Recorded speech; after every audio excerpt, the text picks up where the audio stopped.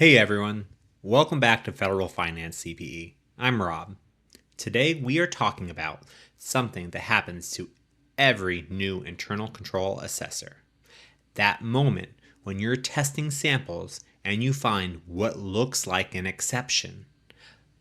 You have no idea what to do next.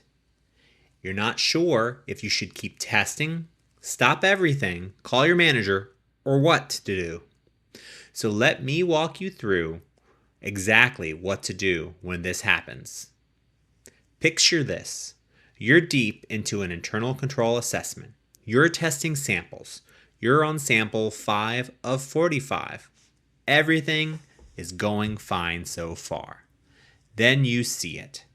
Maybe the approval signature doesn't match policy, or the transaction amount in the system doesn't tie to the source document, or the segregation of duties you documented in your walkthrough. Yeah, that's not happening either. So now what? Do you keep testing the other samples? Stop and call your manager? Should you email the client? If you're feeling uncertain, you're not alone. Finding your first exception is always a bit of a oh crap moment. Let me give you a framework to handle this. Before you make any decisions about whether to keep testing or stop, you need to confirm this is actually an exception. Here's a 4-step process you can use. Step 1, document what you see. Write down exactly what made you think this is an exception. What did you look at? What did you compare it to? Why doesn't it meet the control attribute you're testing? This does 2 things. First, you need this for your work papers anyways, to write the rationale and create documentation. Second, and this is important, you're new to this.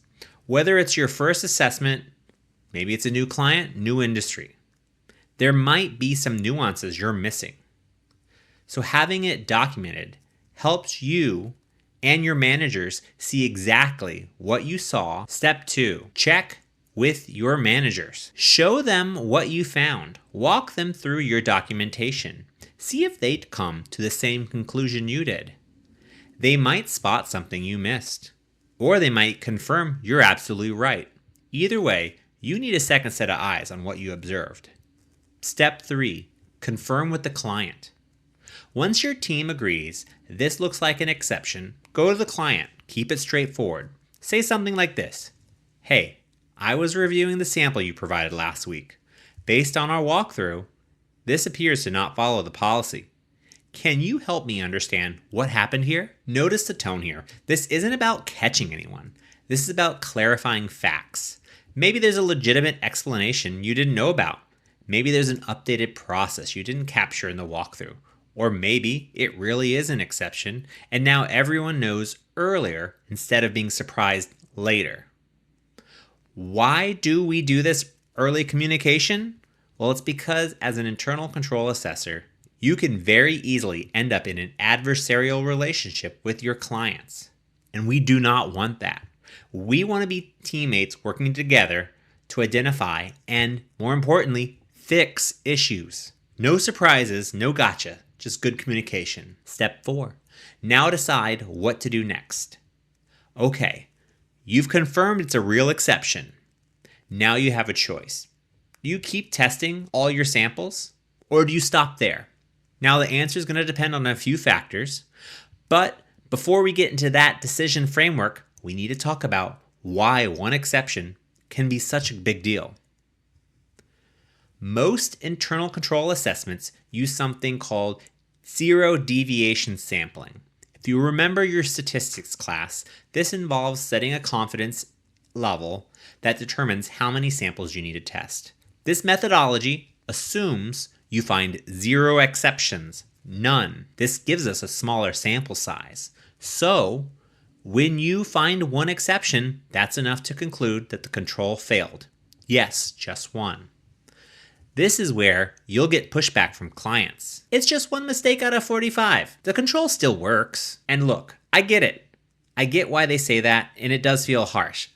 But here's the thing. The sample size calculation is based on finding 0 exceptions, 0 deviations. If you wanted to allow for more exceptions and still pass the control, you would have needed a different sampling approach, which would have increased your sample size.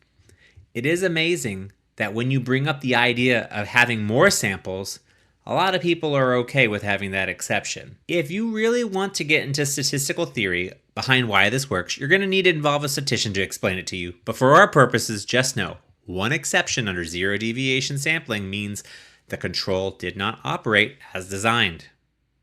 Okay, now let's talk about what to do with your remaining samples. And in this case, we had 40 left out of 45. We've confirmed that it's a real exception, right? The control has failed. Now we have to decide, do we test the remaining 40 or stop here? And the answer depends on 3 factors. My first factor is how long are we? We're on sample 5 of 45, which means that we have 40 samples left to test. That's a lot of work still ahead. And here's my take. If you were on sample 43 of 45, I'd say just finish it. You're so close to having a complete picture, it's worth the extra effort. But if we're on sample 5, you barely got started. And there's going to be some other factors that might matter more, and we'll talk about those now. So what's their overall sample size and workload? So our sample, 45 samples is a decent amount, but it's not when you only have 10 samples, where you could just power through and finish. And it's not doing 200 samples, where stopping now would save you tons of time. So you do need to think about your workload. Do you have other controls to test? Are other assessment runnings? If stopping here frees you up to test other controls that might actually pass, is that valuable? Remember, this is an internal control assessment. It is not an audit. It's a tool for management. If management determines it's more cost-effective to redirect your time to other areas, that's a legitimate decision. You've already identified the issue. You've already failed the control. Testing 40 more samples will not change how you conclude. Factor 3, how collaborative is your client? This is where relationship dynamics come into play. If you're working with a client who's receptive to feedback, you communicate well with, and who's going to take your findings seriously, you probably don't need to keep testing. You found the issue. They're going to work on the root cause and remediation. Why create more work for them, gathering more samples, and you testing them when you've already aligned on the observation and the effect? On the other hand, if you're working with a client who's been resisting the testing, who's insisted this will never happen, and who's likely to push back hard on your findings, testing the full sample size gives you more data. It's not about being adversarial. It's about professional skepticism and having sufficient evidence to support your conclusion. When you have a more skeptical or challenging client relationship, the data becomes your backup. You're not saying, I found one exception. You're saying, I tested 45 samples using a statistically valid methodology, and here's what I found. It carries more weight. At sample 5 of 45 with a client who's collaborative, stop testing and redirect your efforts. At sample 5 of 45 with a client who's difficult or dismissive, considering testing the full sample amount to have a comprehensive evidence of your results. Either way, communicate your findings and your plan clearly with both your team and your client. So finding your first exception, it can feel a bit unsettling. You're not sure if you're reading the situation right, and you're not sure what comes next, which is totally normal. Now, following this framework, it's pretty straightforward. Document what you see, confirm with your team, clarify with client, then decide whether to continue or stop based on where you are in testing and how the client relationship is going. This approach does 2 things. First, it keeps it professional and thorough. You're not jumping to conclusions or surprising anyone with findings they haven't heard about. Second, it builds trust with your clients. You're treating them as partners in identifying and fixing issues, not as adversaries. Internal control assessment work best when everyone's on the same team.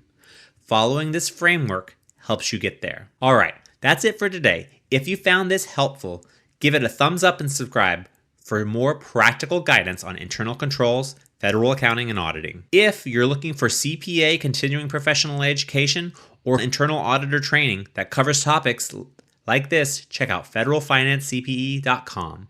We have courses on practical skills you'll need for internal control work in the federal government.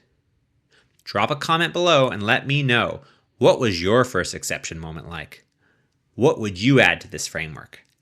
Thank you for watching, and I'll see you in the next one.